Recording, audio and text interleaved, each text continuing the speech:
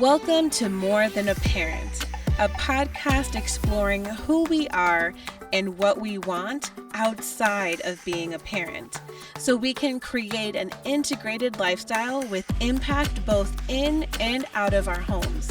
I'm Caz Gaddis, and I invite you to join me to be your more, live your and.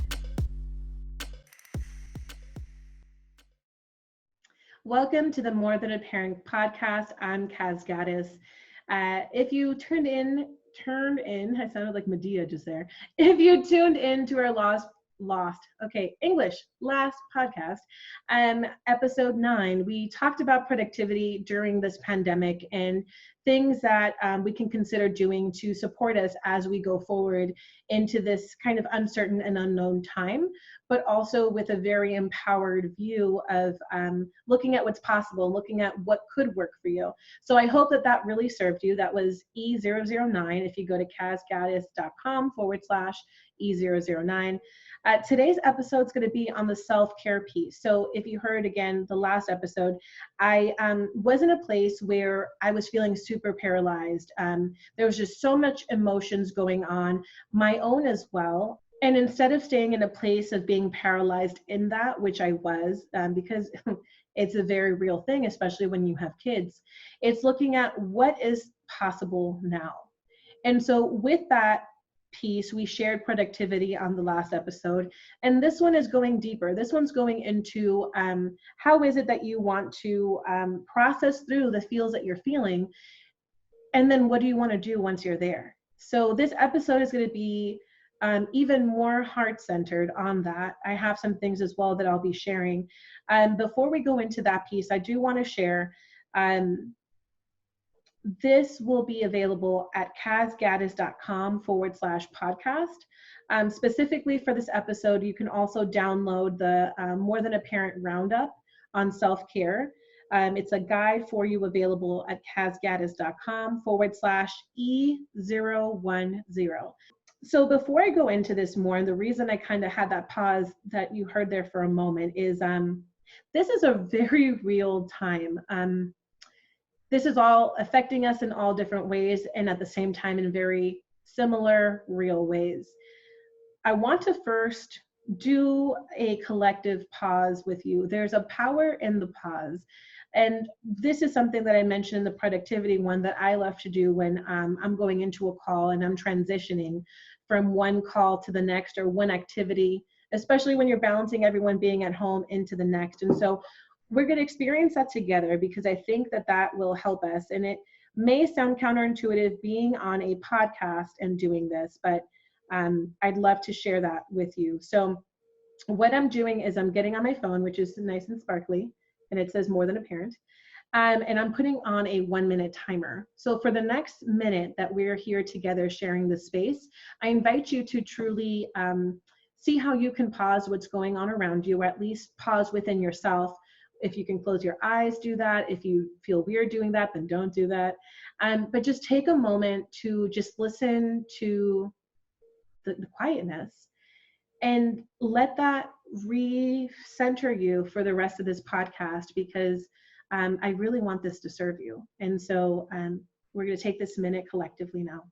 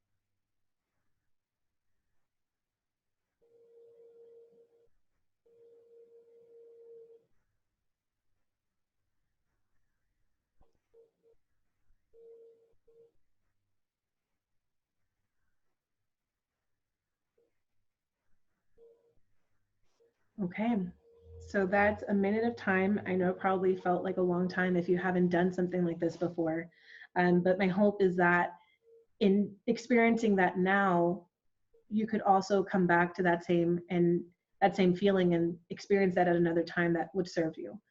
So with us talking about self-care and where we are right now as a mom, especially, we're having to serve and nurture everyone and do all the things in a whole new level for most of us, right? Having the kids at home, the spouse at home if you have one, whatever it is, it's a whole new heightened level of being a mom. I laugh because that helps me get through it. It's funny. So when it comes to self-care, the first thing is really that I want to share myself as we go into the tips that everyone else is going to share. So if I hadn't mentioned that yet, this is a podcast roundup. So we have some amazing women that are going to be sharing with us on what helps them be able to recenter, recharge, replenish, and refocus on the self-care side right now, because we are in a pandemic and there's just a lot going on that we're having to manage both inside of ourselves and outside of ourselves. In my own experience, I've talked to probably 40 to 50 moms, specifically in my business, in my More Than a Parent coaching practice. And the biggest thing is that when we're in a place where we're feeling just kind of broken down energetically or emotionally or all the things, we're serving from a place of exhaustion, right? When you're in exhaustion, all you can put out is exhaust. And so when we work on our energy and how we're showing up, when we work in that personal power piece, we're able to elevate that energy so that we can serve from a place of abundance and overflow, so that we don't have to be like, oh man, well, I have nothing left to replenish myself. So the first thing is self-compassion. Self-compassion could be just taking a 1-minute break to pause and just let everything chill out, right? Because there's a lot going on. And having self-compassion in yourself, regardless if you work for someone or now you're working for someone at home possibly, or for your own business, it's knowing that you are totally doing the best you can, given the specific situation you're in, the specific way that things are showing up in your life and how it's affecting you. You are doing the best you can. So please love yourself as if you were your friend, that you would tell them all sorts of amazing things. It's so easy for us internally sometimes to say things that could really break us down. And just focus on the compassion piece and just flex that muscle this upcoming week. Look at ways that you can love yourself more through this, because it will help you get through it, and it'll help you serve and nurture and be at a whole new level. That 1-minute reframe definitely helps. And then also looking at what do you need right now? There's times where we allow ourselves to be led by fear and anxiety versus what is actually possible beyond that. Hey everybody, I'm Christine Forstman. I'm the owner of Paper Doll Communication. I do coaching, consulting, and training, but my wheelhouse is really career development and communication skills. But today I wanted to talk with you and join the roundup about self-care, because this is so critical right now.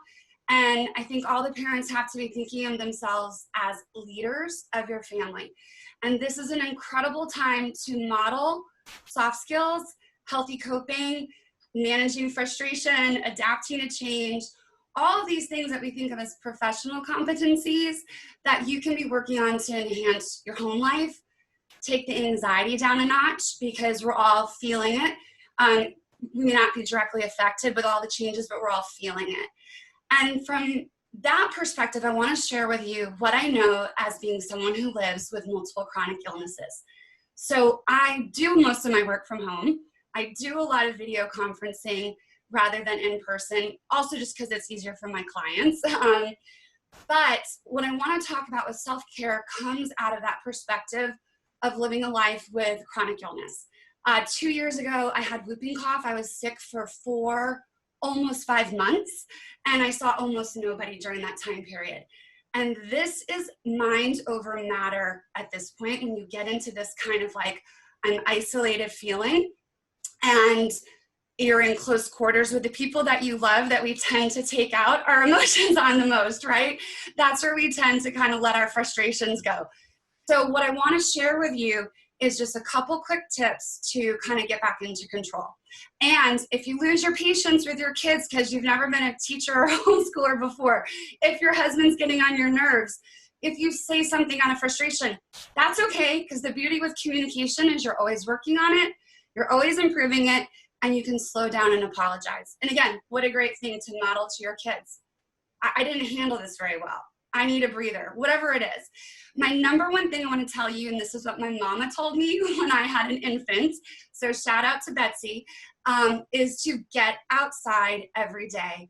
Even if it is 5 minutes to walk out onto your front porch and breathe. If you are like in an apartment or something of that nature, even just opening your window, pausing and looking at a tree, that will help you. But get outside if you can every single day and move every day. So I have rheumatoid arthritis, so sometimes my mobility isn't awesome, but I try to stretch every day, and you will be amazed at the internal energy shift that happens when you stretch and move your body. And I'm not talking anything hardcore. I'm talking like bend over, touch your toes.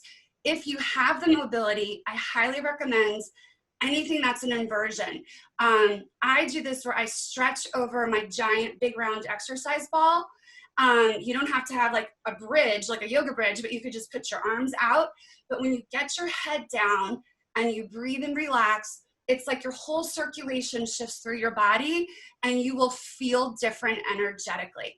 And that's part of what this is like small shifts for your own energy and the energy in your environment. Living with chronic illness, I have this whole little toolbox is like what I think of.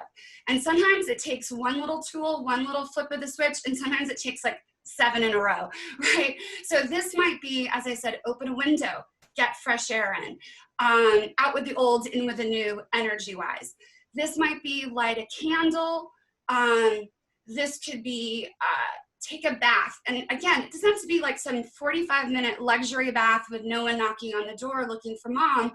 5 minutes in a hot tub with some Epsom salts, you can feel like a new person.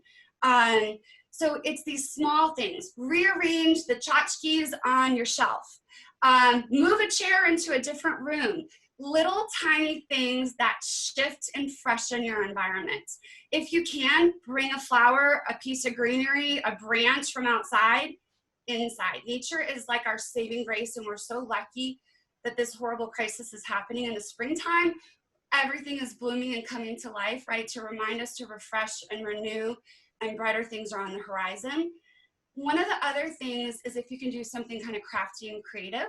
And if you're not super crafty and creative, you can do my go-to, anti-anxiety, relax, don't look at a phone, and it's adult coloring. And sometimes I feel like a nerd when I share that, but I love adult coloring books. Something fun you can do, especially if you have little kids, right? If you don't have an adult coloring book, there are so many things you can Google adult coloring pages and just print them out for yourself. The other thing I want to say is, like I said at the beginning about frustration, if you start to feel a little bit down, that's okay. But one of the problems that we sometimes start to do when we're feeling down is we start to make this list of everything we haven't done, everything we can't do. And we get this like very negative loop going through our minds. So you can start as small as possible. You can be, I brushed my teeth today. I made the bed. I took the dogs out. Start listing what you did do, what you have accomplished, and you will find that that starts to shift your mindset. I hope some of these little small tips helped just to reinvigorate you and your environment so that you can kind of keep getting through this new challenging time period. Hello all, Jamie Germany Terry here. First and foremost, thank you More Than a Parent for inviting me to come and talk about my self-care routine in light of this current season. And I want to just share with you all to give yourselves grace. We are in times that are completely uncertain. We don't know what one day is from the next. And personally, I take just I take a pause and allow myself to kind of think through things. And that for me is giving myself grace. It could be that typically I like to have everything figured out for my family and our plans mapped out for the day, but with working from home, childcare in home, not really knowing one from the other, it just means to give myself breathing room and breathing space for the unknown. Giving myself grace also means connecting with the circle that I have formed in relationships. So, as an example, having a virtual happy hour with girlfriends, a virtual happy hour with family friends, and connecting regularly with my spouse when my children are asleep, to just share those things that are really overwhelming, honestly, in this season. That is a part of what giving myself grace is. In addition to that, allowing myself just the opportunity to get outdoors. For me personally, there is a level of calm that comes with getting a good jog in the neighborhood. For you, it could be walking or just simply getting outside to take a breath of fresh air, to just remind yourself that you've got this and that you don't have to have it all figured out, but that with time and with giving yourself the space to just breathe and have a pause, that it will come to you.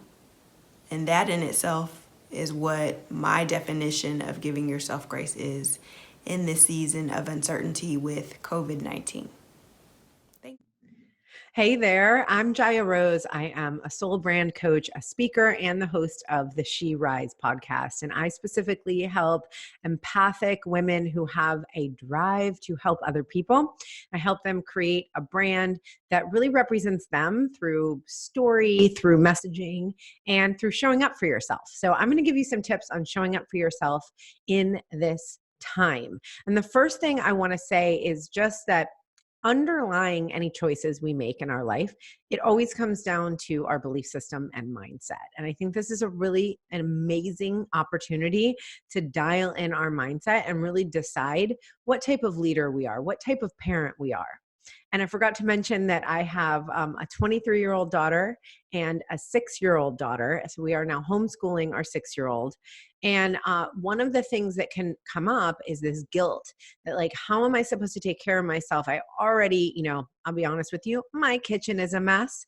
It can feel really challenging to fit the time in. So I'm going to give you 3 tips on how to do this. But the mindset that I have found to be really important is really to understand the importance of the other things you do, which is great for this podcast, right? More than a parent.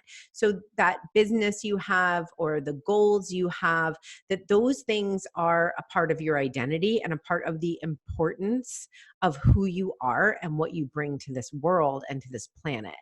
And it's important to remember that will be intensified, or it'll thrive or actually not thrive if you do or you don't give yourself attention. So understanding that you are important, that you need to take the time for yourself, especially right now, I'm going to give you 3 tips. So tip number 1 is to release the guilt. So working on that mindset.